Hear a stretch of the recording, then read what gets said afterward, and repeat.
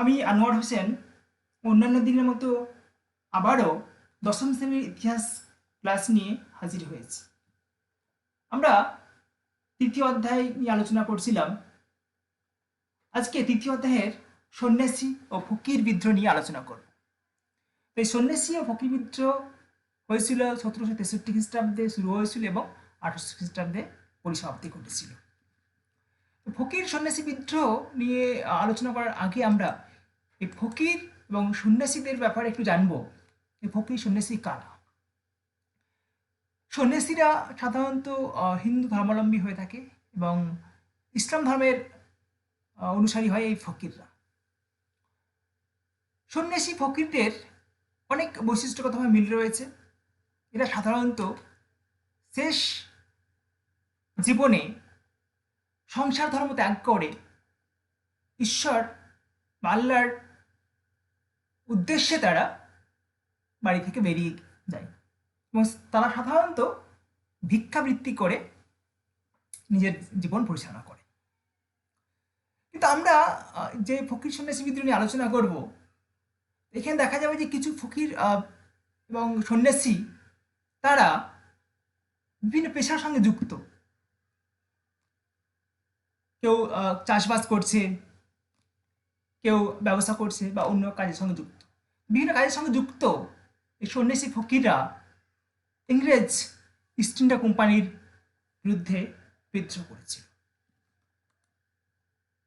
এই যে সমস্ত ফকিররা এই বিদ্রোহে অংশ নিয়েছিল সাধারণত উত্তরবঙ্গের মাদারি সম্প্রদায়ের ফকির। উত্তরবঙ্গে এদের বাস ছিল। উত্তরবঙ্গের এই মাদারি সম্প্রদায়ের ফকিররা এই বিদ্রোহে অংশগ্রহণ করেছিল। সন্ন্যাসীদের মধ্যে ছিল, সন্ন্যাসীদের মধ্যে অনেকগুলো ভাগ ছিল। সাধারণত এরা পূর্ববঙ্গ এবং ময়মনসিংহে বাস করত। গিরি, গোসাই, নাগা এই সম্প্রদায়ের ফকিররা সন্ন্যাসীরাই এই বিদ্রোহে অংশগ্রহণ করেছিল। অর্থাৎ গিরি, গোসাই, নাগা এই বিভিন্ন সম্প্রদায়ের যে সন্ন্যাসী রয়েছে যারা সাধারণত পূর্ববঙ্গ এবং ময়মনসিংহে বসবাস করত, তারাই এই বিদ্রোহে অংশগ্রহণ করেছিল। এবার আমরা এক এক করে এই ফকির সন্ন্যাসী বিদ্রোহ কেন অনুষ্ঠিত হয়েছিল, ফকির সন্ন্যাসী বিদ্রোহের কারণগুলো নিয়ে আমরা আলোচনা করব।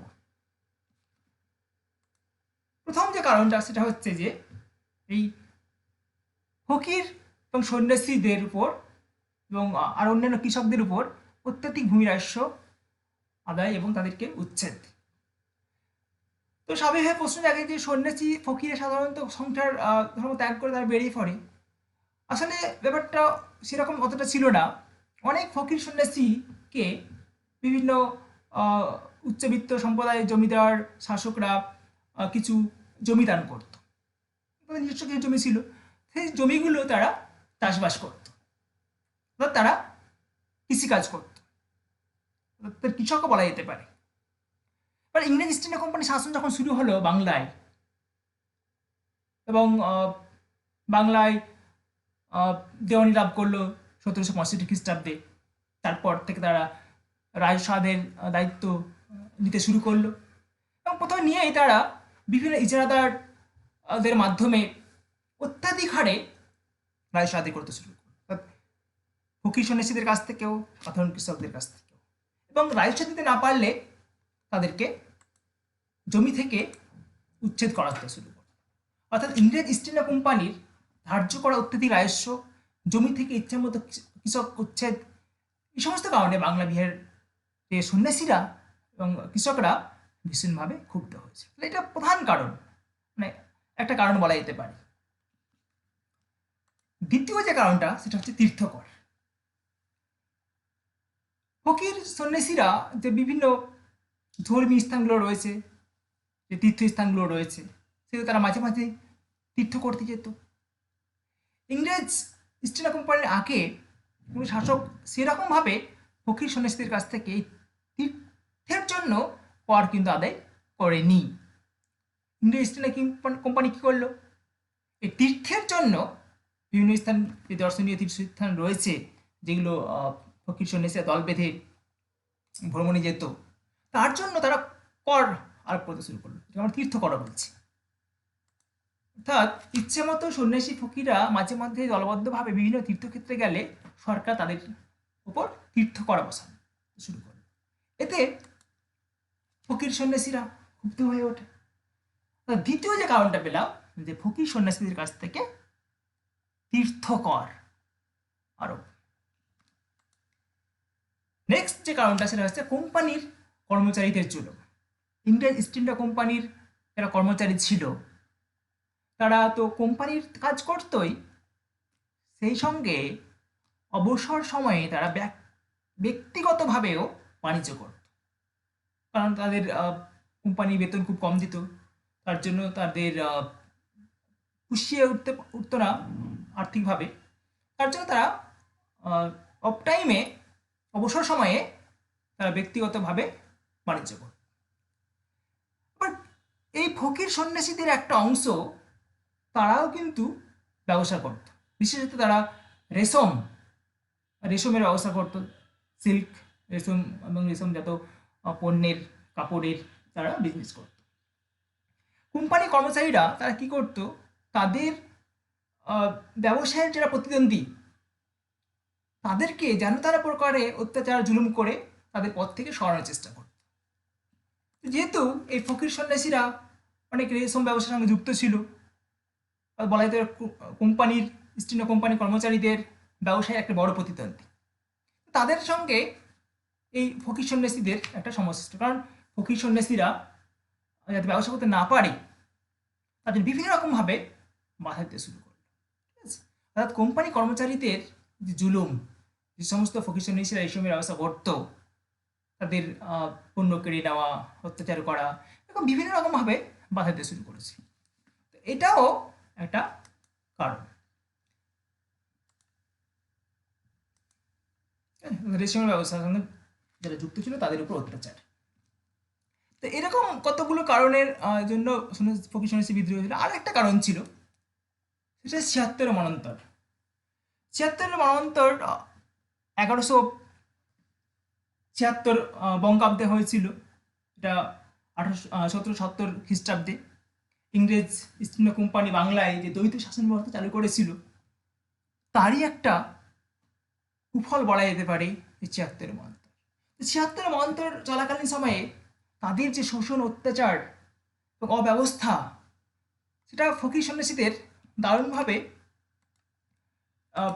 পীড়িত করেছিল। ৭৬ মন্বন্তর যে হয়েছিল সে সময় ইংরেজদের যে পৈশাচিক শোষণ, অত্যাচারের দৃশ্য দেখে তারা ইংরেজ মহাজন এবং কিছু জমিদারদের উপর পুরোপুরিভাবে সন্ন্যাসী ফকির আস্থা হারিয়ে ফেলেছিল, যে না, এদের দ্বারা হবে না। তো এই কারণগুলো, অর্থাৎ ফকির সন্ন্যাসী, যে কৃষিজীবী ফকির সন্ন্যাসী ছিল, তাদের উপর রাজস্ব আদায়, জমি থেকে উচ্ছেদ, তীর্থকর আরোপ, এবং যারা যে সমস্ত ব্যবসায়ী ফকির সন্ন্যাসী ছিল তাদের উপর ইস্ট ইন্ডিয়া কোম্পানি কর্মচারীদের অত্যাচার এবং ৭৬ মন্বন্তর, এই কতগুলো কারণের জন্য ফকির সন্ন্যাসীরা বিদ্রোহ শুরু করেছিল। ১৮৬৩ খ্রিস্টাব্দে এই বিদ্রোহটা শুরু হয়েছিল এবং এই বিদ্রোহের পরিসমাপ্তি ঘটেছিল ১৮০০ খ্রিস্টাব্দে। ভালো করে মনে রাখবে, এটা ১৭৬৩ খ্রিস্টাব্দে এটা শুরু হয়েছিল এবং দীর্ঘদিন ধরে চলেছিল, ১৮০০ খ্রিস্টাব্দ পর্যন্ত চলেছিল। এই বিদ্রোহটা কোথায় শুরু হয়েছিল? প্রথম ঢাকায়, তখন অবিভক্ত ভারতের ঢাকা, বর্তমানে বাংলাদেশের রাজধানী। ১৭৬৩ খ্রিস্টাব্দে ঢাকায় সর্বপ্রথম এই ফকির সন্ন্যাসী বিদ্রোহ শুরু হয়েছে। তারপর আস্তে আস্তে মালদহ, রংপুর, দিনাজপুর, কোচবিহার, ময়মনসিংহ, ফরিদপুর প্রভৃতি জেলায় এটা ছড়িয়ে পড়ে। তাহলে এই অংশটুকু তোমরা ভালো করে লক্ষ্য করো। আবার বলছি যে ফকির সন্ন্যাসী বিদ্রোহ শুরু হয়েছিল ১৭৬৩ খ্রিস্টাব্দে ঢাকাতে। তারপর এই বিদ্রোহটা বিভিন্ন অঞ্চলে, বিভিন্ন জেলায় ছড়িয়ে পড়ে, যেমন মালদহ, রংপুর, দিনাজপুর, কোচবিহার, ময়মনসিংহ এবং ফরিদপুর, এরকম বিভিন্ন জেলায়। এই বিদ্রোহের যারা অংশ নিয়েছিলেন তারাই শুধুমাত্র ফকির সন্ন্যাসী তা কিন্তু নয়।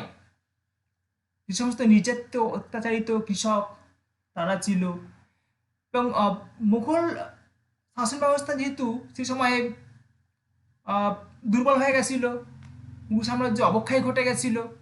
তো অবক্ষয়ের কারণে যে সমস্ত সেনা মুঘল সেনাবাহিনীতে কাজ করতো তারাও কিন্তু বেকার হয়ে গেছে, তাদের কোনো কাজ ছিল না। তো মুঘল সেনাবাহিনীতে আহ, সেনাবাহিনীর বেকার সৈন্য তারাও এই বিদ্রোহে অংশ নিয়েছিল ফকির সন্ন্যাসীদের সঙ্গে। অবশ্য এই বিদ্রোহের নেতৃত্ব দিয়েছিল সন্ন্যাসী এবং ফকিররা। যে সমস্ত নেতা এই ফকির সন্ন্যাসী বিদ্রোহের নেতৃত্ব দিয়েছিল তাদের মধ্যে অন্যতম হচ্ছেন ভবানী পাঠক, দেবী চৌধুরানী, কৃপানাথ, মুসা শাহ, মজনু শাহ, পরাগাল শাহ, চিরাগ আলী শাহ। এই নেতৃত্বগুলো তোমরা ভালো করে মনে রাখবে। এই ভবানী পাঠক, দেবী চৌধুরানী, কৃপানাথ, মুসা শাহ, মজনু শাহ, পরাগাল শাহ, চিরাগ আলী শাহ। তো এরা হচ্ছেন এই বিদ্রোহের নেতৃত্ব। আর এদের মধ্যে 1787 খ্রিস্টাব্দে ভবানী পাঠক এই ইংরেজ ইস্ট ইন্ডিয়া কোম্পানির সঙ্গে বিদ্রোহ করে যুদ্ধ করে তার মৃত্যু হয়েছিল।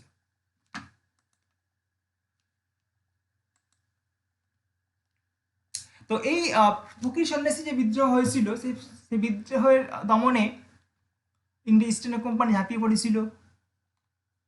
তো তাদের দমন পীড়নের কারণেই 1800 খ্রিস্টাব্দে এই বিদ্রোহ কিন্তু থেমে যায়। অর্থাৎ ফকির সন্ন্যাসীদের যে বিদ্রোহ বলা যেতে পারে যে লক্ষ্য নিয়ে তাদের এগিয়েছিল সেটা সফল হয়নি।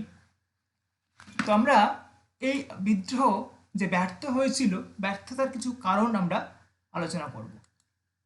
প্রথম যে কারণটা সেটা হচ্ছে যে এদের সুযোগ্য নেতৃত্ব এবং নেতাদের অভিজ্ঞতার অভাব। কারণ এর আগে ভারতবর্ষে সেরকম কোনো বিদ্রোহ সংঘটিত হয়নি। 1763 খ্রিস্টাব্দের আগে তাদের ভারতবর্ষে এমন কোনো বিদ্রোহ সংঘটিত হয়নি যাদের দেখে একটা অভিজ্ঞতা সঞ্চিত হবে কিভাবে বিদ্রোহ করতে হবে, কোন সাংগঠনিক শক্তি প্রয়োজন রয়েছে। যেহেতু তাদের সেই রকম অভিজ্ঞতা ছিল না এবং যে সমস্ত নেতারা নেতৃত্ব দিয়েছিল তাদেরও কোনো পূর্ব অভিজ্ঞতা ছিল না, তাদের যে সৈন্য সামন্ত বা তাদের অস্ত্রশস্ত্র সংগঠন সবগুলি কিন্তু ইংরেজদের তুলনায় দুর্বল ছিল। অর্থাৎ প্রথম যে কারণটা সেটা বলছি আমরা, তাদের সুযোগ্য নেতৃত্ব অভাব ছিল, নেতাগুলো অতটা সুযোগ্য ছিল না, তাদের পূর্ব অভিজ্ঞতা ছিল না এবং তাদের সংগঠন সেটাও কিন্তু দুর্বল ছিল। নেক্সট যে কারণটা সেটা হচ্ছে তাদের সঠিক পরিক্রমার অভাব ছিল এবং যোগাযোগ ব্যবস্থার অপ্রতুলতা। অর্থাৎ একটা জায়গায় বিদ্রোহ শুরু হলো এবং তারপর নেক্সট কোথায় বিদ্রোহ হবে, সেই নেক্সট যেখানে বিদ্রোহ হবে তার সঙ্গে কীভাবে যোগাযোগ রাখা যাবে, অর্থাৎ প্রত্যেকটা বিদ্রোহের কেন্দ্রের সঙ্গে যোগাযোগ কিন্তু তাদের মধ্যে ছিল না এবং বিচ্ছিন্নভাবে অপরিকল্পিতভাবে বিদ্রোহগুলো নিজ মতোভাবে পরিচালিত হয়েছে। কোন একজন যোগ্য নেতার দ্বারা একই নিয়ম নীতির মাধ্যমে যে বিদ্রোহগুলো পরিচালিত হবে তা কিন্তু হয়নি, কোনো সঠিক পরিকল্পনার অভাব ছিল। আর কি ছিল? আদর্শহীনতা এবং সাম্প্রদায়িক অনৈক্য। যদিও এরা প্রথম দিকে ঐক্যবদ্ধভাবেই বিদ্রোহে অংশগ্রহণ করেছিল, শেষের দিকে তাদের মধ্যে সাম্প্রদায়িক একটা অনৈক্য সৃষ্টি হয়েছিল। এটাও একটা বিদ্রোহের ব্যর্থতার কারণ বলা যেতে পারে। আরেকটা হচ্ছে যে এই ফকির সন্ন্যাসীদের হাতে সেরকম অস্ত্র ছিল না, উন্নত অস্ত্র ছিল। সাধারণত তারা সাধারণ তীর, বল্লম, তলোয়ার এই জাতীয় অস্ত্রশস্ত্র নিয়ে তারা বিদ্রোহ করতো, কিন্তু অপরদিকে ইংরেজদের উন্নত আধুনিক অস্ত্রশস্ত্র ছিল। স্বাভাবিকভাবেই এই ফকির সন্ন্যাসীরা ইংরেজ ইস্ট ইন্ডিয়া কোম্পানির সঙ্গে পেরে উঠতে পারে। এই সমস্ত কারণে ফকির সন্ন্যাসীদের বিদ্রোহ ব্যর্থ হয়েছিল। তো ব্যর্থ হলেও আমরা ফকির সন্ন্যাসী বিদ্রোহে অনেক গুরুত্ব দেখতে পাই। অনেক ঐতিহাসিক এই ফকির সন্ন্যাসী বিদ্রোহকে ভারতের প্রথম কৃষক বিদ্রোহ বলেছে। ফকির সন্ন্যাসী বিদ্রোহ ভারতের প্রথম কৃষক বিদ্রোহ। যদিও সে সময়ের গভর্নর জেনারেল ওয়ারেন হেস্টিংস এই বিদ্রোহকে বলেছেন হিন্দুস্থানে যাযাবর ও পেশাদার ডাকাতদের উপদ্রব। ঠিক আছে, তো তোমরা এই ফকির সন্ন্যাসী বিদ্রোহের সে বিভিন্ন প্রশ্ন আসতে পারে। ফকির সন্ন্যাসী বিদ্রোহের কারণ আলোচনা করো, ফকির সন্ন্যাসী বিদ্রোহের নেতৃত্বে যারা ছিলেন তারা কারা ছিলেন হতে পারে, ফকির সন্ন্যাসী বিদ্রোহের কেন্দ্রগুলো কোথায় কোথায় ছিল, বা আসতে পারে ফকির সন্ন্যাসী বিদ্রোহের ব্যর্থতার কারণ কি ছিল। ঠিক আছে, এরকম বিভিন্ন প্রশ্ন আসতে পারে, তোমরা ভিডিওটি ভালো করে দেখে থাকলে অবশ্যই সমস্ত প্রশ্নগুলোই উত্তর দিতে পারবে। ঠিক আছে, এইটুকু তাহলে।